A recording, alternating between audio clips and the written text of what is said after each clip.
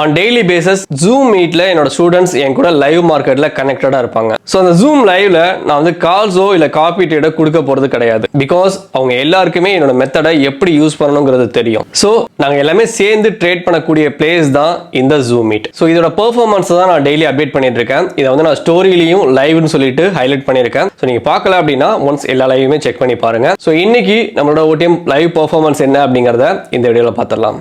So market வந்து already target வந்து reach ஆயிடுச்சு.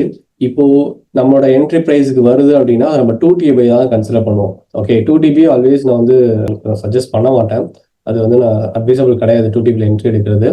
இருந்தாலும் இது 4% ரிஸ்க் அப்படிங்கிறதுனால மினிமம் கேபிட்டல், ஸோ 60% எஃபிஷியன்சிக்கு எவ்வளோ கேபிட்டல் யூஸ் பண்ணுவோங்கிறது உங்களுக்கு தெரியும். நியூ ஜாயினருக்கு சொல்கிறேன், மினிமம் கேபிட்டல் யூஸ் பண்ணுங்க. Okay,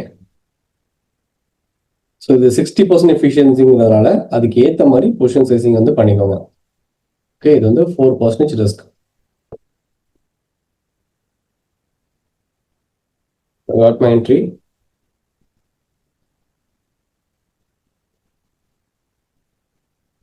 SL hit. 4% loss.